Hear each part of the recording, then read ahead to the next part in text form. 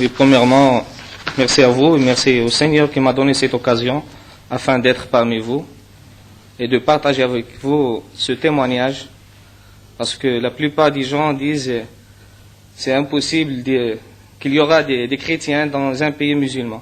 Et je suis un témoin oculaire parmi vous. Moi, j'ai été élevé dans une famille musulmane au Maroc. Alors, mes parents respectaient les grands événements de notre religion, c'est-à-dire la religion musulmane au Maroc. Et la première des choses, c'est le carême, c'est-à-dire le ramadan. Alors, pour moi, à ce point, c'était un peu difficile. Non pas parce que j'étais incapable de faire le carême, mais d'après ce que je vois, quelle que soit ma mère, mes frères, alors c'est un peu difficile. Par exemple, la nuit, alors c'est de la joie, alors les gens chantent, mangent, faire ce qu'ils veulent. Mais le jour, alors ils deviennent comme des scorpions. Alors si quelqu'un parle avec eux, alors c'est fini. Pourquoi? Parce qu'ils manquent de manger, de fumer. Alors c'est difficile.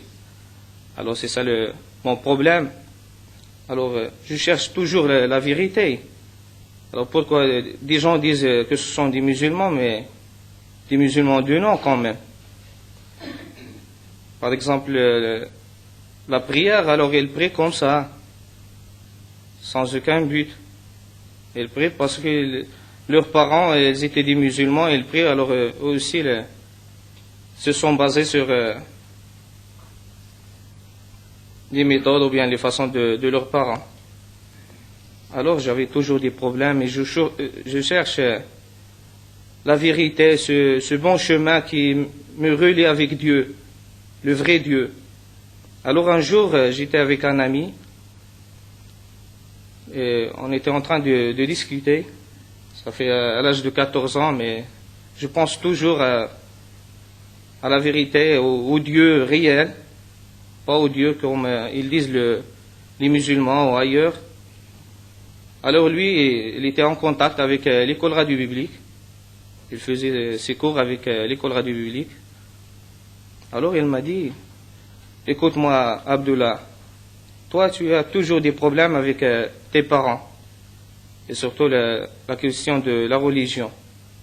Ne cherches-tu pas à faire comme moi, c'est-à-dire à faire les cours par correspondance avec l'école radio biblique? Je lui dis, tu rigoles. Avec les cours, alors je peux résoudre mes problèmes? Jamais de la vie. Et surtout pour moi, alors je suis né dans un milieu musulman, alors je pense que ce sont les musulmans, ce sont les vrais fils de Dieu. Il m'a dit non, il faut essayer quand même. Alors il m'a donné une petite fiche, la fiche verte, pour commencer les cours avec l'école radio biblique. Alors j'ai commencé, j'ai envoyé la fiche, j'ai reçu les premiers cours. Alors ces cours qui parlent de Moïse, de David, d'Abraham. Alors même le Coran parle aussi de ces noms-là. Mais ça c'est un autre problème. Moi je veux s'éloigner par tous les moyens de ce problème-là. Alors voilà un autre problème. Qu'est-ce qu'il y a? Alors des cours qui parlent de David, de Moïse. Alors il y a le Coran qui parle aussi de ça. Mais quand même, j'ai continué mes cours. Alors, j'ai reçu des cours qui parlent que Jésus est le Fils de Dieu. Jésus est le Fils de Dieu. Alors moi, le Coran dit que Dieu n'a pas de fils. Et comment ça se fait que Dieu il a un fils? Alors, voilà un troisième problème. Comment Dieu a un fils? C'est difficile. Et surtout, je partage ça avec des musulmans. Alors les musulmans, ils me disent, oh là là, si tu continues comme ça, alors ça c'est un péché pour toi. Mais j'ai continué quand même. J'avais la volonté de chercher. Alors j'ai fini les premiers cours Alors j'ai reçu le deuxième envoi, c'est-à-dire les cours de Matthieu, et quand même, j'avais toujours le doute. Vraiment, je n'avais pas confiance en ce cours-là.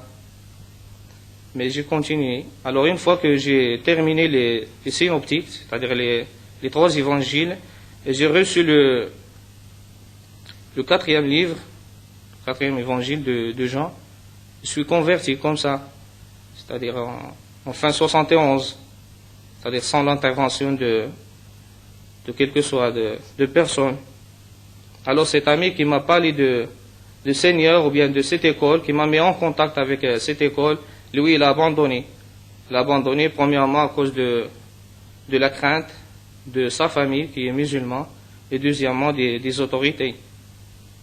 Parce qu'ils disent que nous avons la liberté, mais la liberté noir sur blanc. Pas cette liberté qui est vraiment pratiquée. Mais le Seigneur, il est toujours fidèle. Alors il m'a donné un autre encouragement, c'est-à-dire, j'ai trouvé un étudiant qui lui aussi faisait les cours par correspondance avec l'école radio biblique. Alors, des fois, on se rencontre, on partage. C'est-à-dire, si je trouve des difficultés, alors je partage avec lui aussi, également. Alors, presque 2 mois comme ça, nous avons la pensée de quitter le Maroc. Pourquoi? Parce qu'on dit que les Français, ce sont les chrétiens. Parce que notre pays était colonisé par les Français. Alors, pour nous, les chrétiens, ce sont les Français.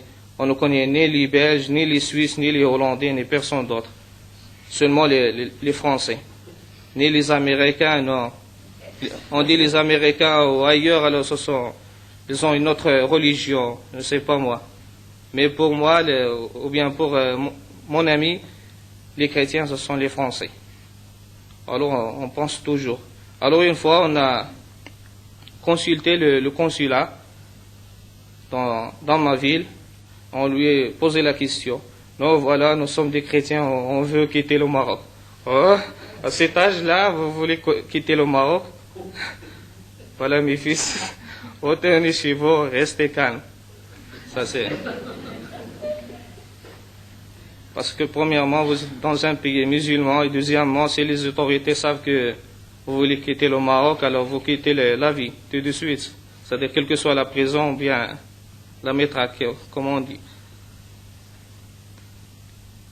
Mais le Seigneur, il est, comme je le dis, il est toujours fidèle. C'est-à-dire, à l'âge de 18 ans, en 73, j'ai abandonné mes études et j'ai commencé à travailler.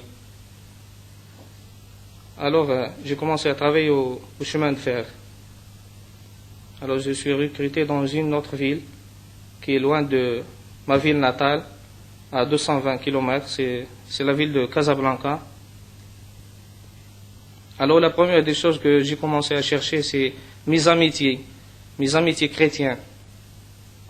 Je veux savoir, est-ce qu'il y a des chrétiens dans mon pays ou non. Alors, j'ai trouvé une assemblée de jeunes gens, presque une 50aine comme ça. Alors, vraiment, c'est de la joie. Alors, pour quelqu'un qui visite le Maroc, c'est-à-dire non en français ou bien un autre, alors s'ils voient ces choses-là, alors ils disent que c'est un pays chrétien. Parce qu'on partage le repas du Seigneur, le message, les prières, et vraiment c'est de la joie. Et c'est une assemblée vraiment jeune. Il y a des missionnaires américains, mais eux aussi, ils ont de la crainte, parce qu'ils sont suivis par les autorités. Alors une fois, j'ai été muté dans une autre ville du royaume. Alors j'ai commencé aussi à chercher les frères, parce qu'il y a pas mal d'assemblées, quelles que soient à Casa, à Rabat ou bien à Meknès, mais des assemblées clandestines. Et même les frères ne sont pas en contact entre eux, à cause de la crainte, à cause des problèmes. Parce qu'une fois qu'ils que les autorités savent qu'il y a des missionnaires, alors ils quittent le pays. Et surtout, il y a beaucoup de missionnaires américains. Mais j'ai trouvé une réunion, alors vraiment très sympa. Une réunion, on a vraiment la liberté, on fait ce qu'on veut. Mais il y a des gens qui toujours embarrassent ma famille. Toujours ils posent des questions, et surtout à ma mère. Pourquoi ton fils il est chrétien? Pourquoi ceci? Pourquoi cela? Alors ma mère, elle était vraiment embarrassée. Des fois, elle répond, laissez-le tranquille, il est jeune, il est maintenant à l'âge de 18 ans, alors c'est lui qui savent ce qu'il fait. Mais à chaque fois, il y a les gens qui lui posent la question. Non, nous sommes des musulmans, pourquoi tu laisses ton fils chrétien? Alors, vraiment, c'était difficile pour elle. À chaque fois, il lui pose des questions, il l'embarrasse. Alors, vraiment, pour moi, c'était une famille, et surtout ma mère, une mère exemplaire, que le Seigneur m'a donnée. Elle est vraiment musulmane, croyante, pratiquante, mais le Seigneur, il a mis dans son cœur l'amour qu'il m'aime, et il était toujours de mon côté, malgré ces gens-là qui l'embarrassent. Alors voilà le Satan qui est le prince de ce monde, qui cherche toujours les problèmes aux chrétiens, ou bien les éloigner de bon chemin. Alors, une fois, une missionnaire qui était au Maroc, il a vu de la visite. Alors, ce sont des Suisses qui sont venus la visiter à Meknès, à Rabat.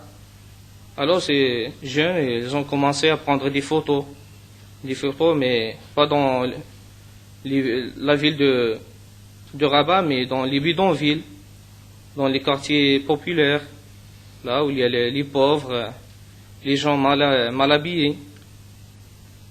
Alors, c'est ça où il commence les problèmes, à cause de ces photos que ces jeunes, ils ont commencé à prendre. Alors, dans ce quartier, il y a un chrétien, mais ce chrétien, il est bien connu.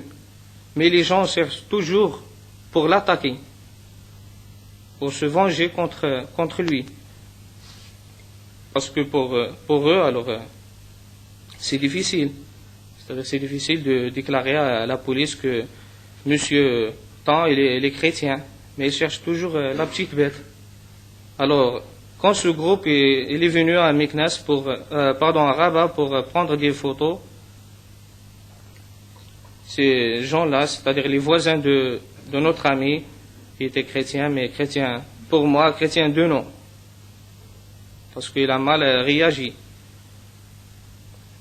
Alors, ils ont dit à la police, voilà, il y a des gens, des étrangers, qui sont venus prendre de nos photos, c'est-à-dire les bidonvilles, nos enfants qui sont mal habillés, maltraités. Alors la police, ils ont convoqué ce chrétien-là, ce frère. Alors la première des choses qu'il a dit, ah oui, moi je suis chrétien, je connais pas mal de chrétiens américains, européens, on fait la réunion, voilà ceci et cela. Il a vraiment donné tous les détails de ce qu'on fait quel que soit à Rabat ou bien dans les autres villes. Il a donné même les noms des Marocains qui se trouvent.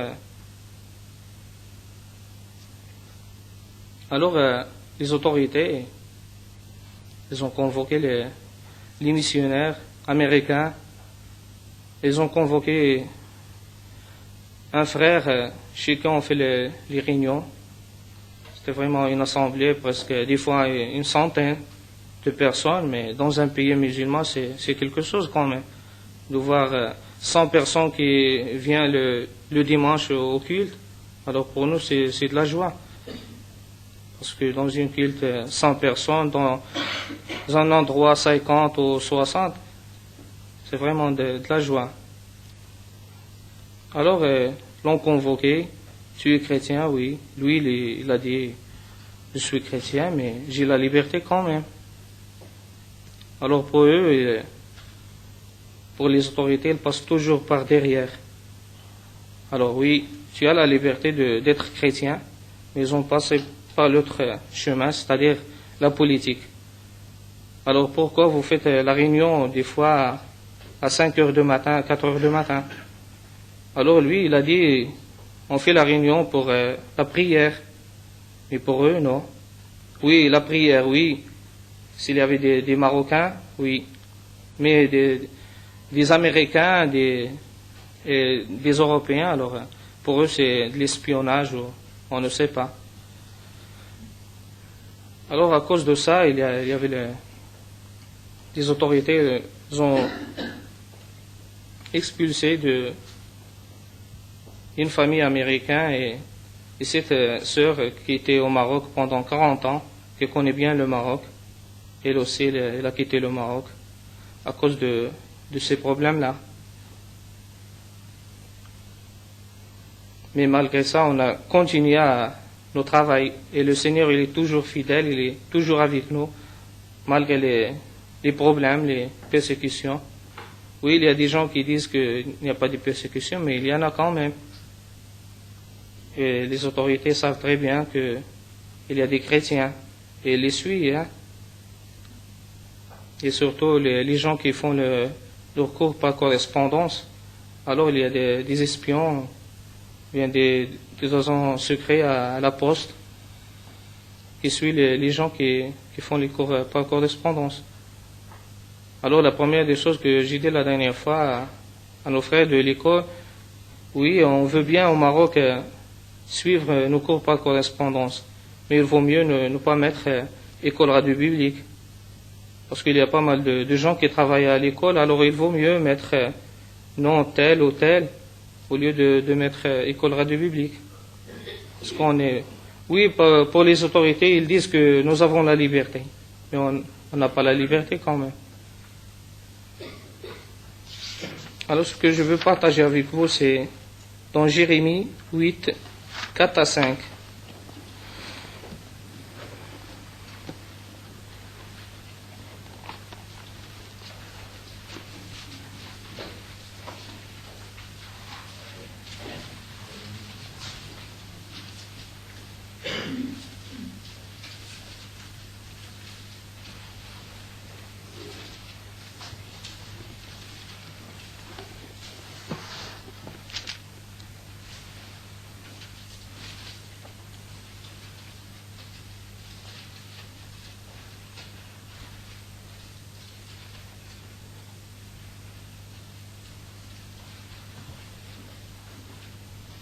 Dis-leur, ainsi parle l'Éternel, est-ce que l'on tombe sans se relever, ou se détourne tôt, sans revenir?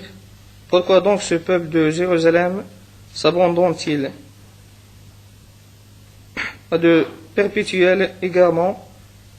Ils persistent dans leur tromperie, ils refusent de se convertir. Je suis attentif et j'écoute.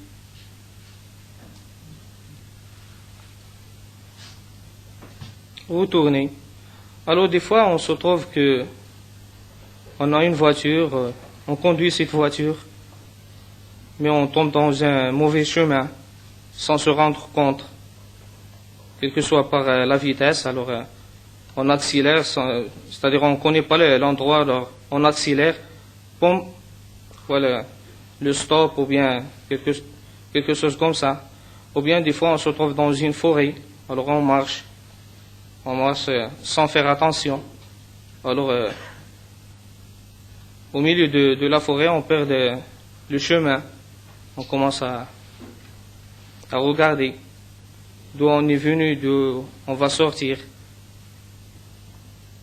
Et pas mal de choses arrivent dans notre vie, c'est-à-dire de perdre le bon chemin.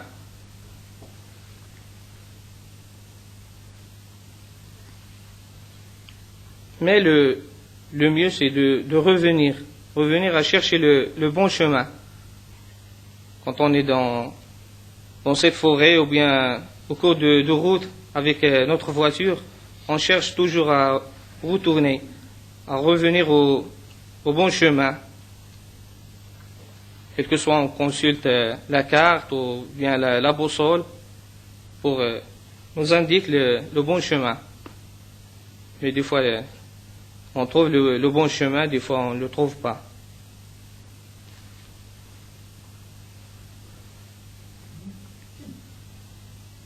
Mais ça, il nous arrive souvent. Des fois on perd le bon chemin. Et ça, c'est dans notre vie. Et surtout pour les gens qui ne veulent pas suivre le bon chemin. Ils veulent toujours se dévier, se dérailler ou bien. Mais ça, il y a Satan qui joue bien un rôle pour éloigner les gens, pour les dévier de bon chemin. Mais si on est conscient et on a cette volonté, c'est-à-dire de chercher le bon chemin, et ce bon chemin, et cette vérité, c'est de Jésus-Christ. Car sans lui, il n'y a pas de chemin, c'est-à-dire il y a toujours la perdition, on risque d'être perdu.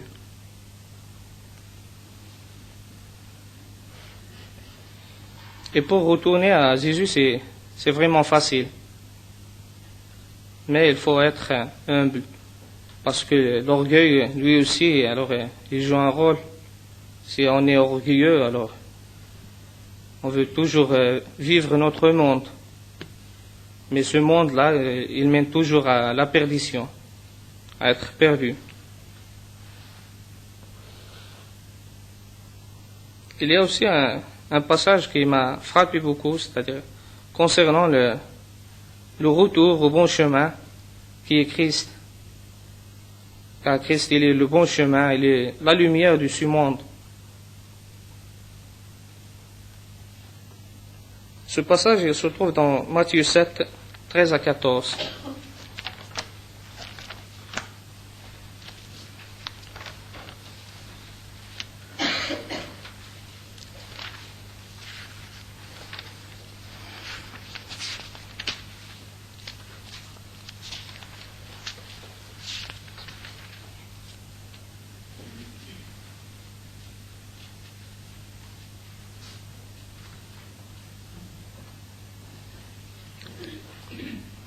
Entrez par la porte étroite, car large est la porte spacieuse et le chemin qui mène à la perdition. Il y en a beaucoup qui entrent par là. Mais étroite est la porte, resserré le chemin qui mène à la vie. Il y en a peu qui le trouvent. Oui, c'est vrai. Le chemin qui mène au Seigneur, c'est vraiment difficile pour des gens, pour regarder vers le Seigneur, qui est le bon chemin et le bon berger de ce monde. Alors moi, quand j'étais au Maroc, oui, il y a des réunions, il y a des assemblées comme ça, mais vraiment, on n'a pas cette formation approfondie. Parce que on sait très bien la crainte des deux côtés, quels que soient des musulmans ou bien des autorités. Alors moi, quand j'étais au Maroc, je cherche toujours à approfondir, à améliorer cette situation, c'est-à-dire ma vie chrétienne. Dire chrétien comme ça, alors ça ne veut rien dire. Pour moi, chrétien, il faut des bases. Il faut être bien basé, parce que j'étais en contact avec des jeunes, des nouveaux convertis, mais des fois ils me posent des questions. Je n'arrive pas à répondre, surtout pour des musulmans.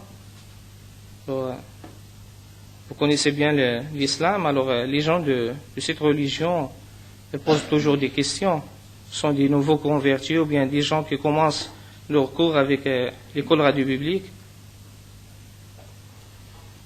Et moi, j'étais toujours embarrassé par des questions des jeunes. Alors, oui, des fois, s'il y a quelqu'un qui a des problèmes, alors on prend la Bible. Toi, tu as le problème, ceci, alors voilà la Bible, qu'est-ce qu'il dit?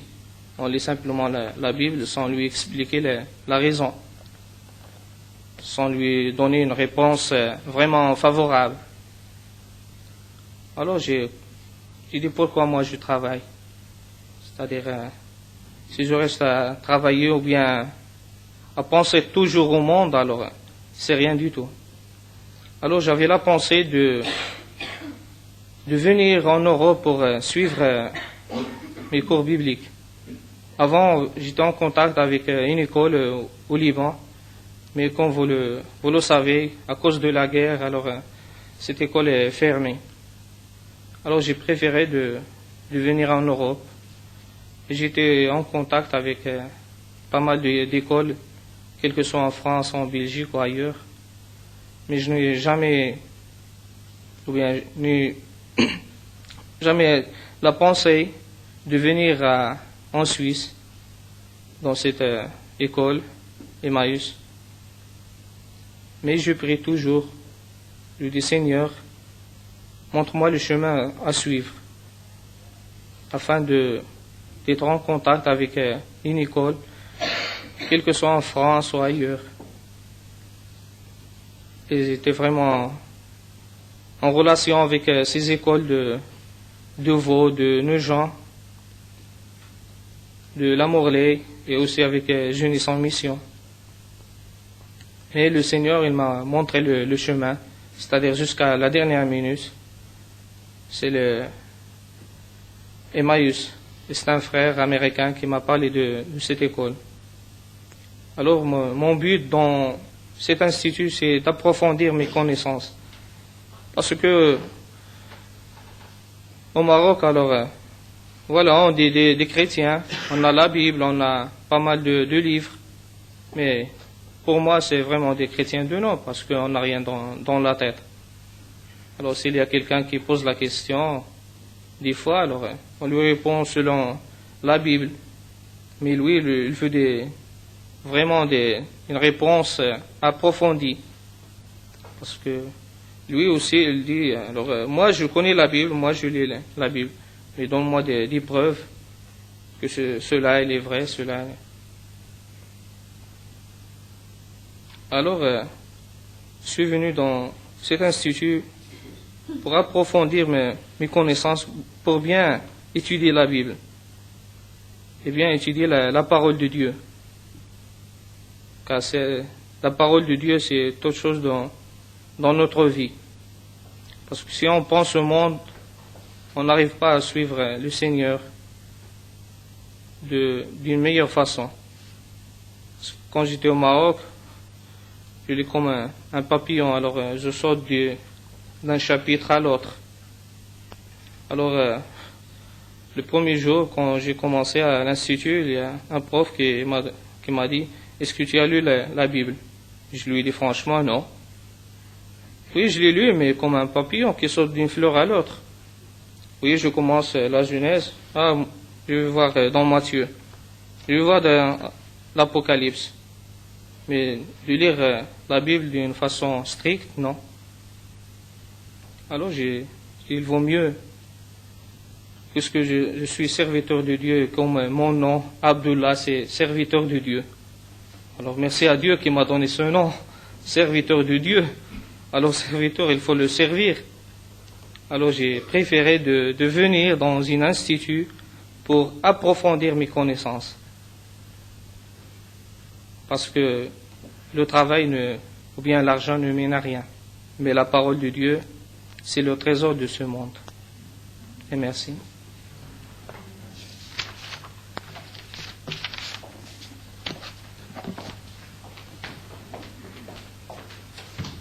Nous remercions notre frère de ce qu'il nous a dit,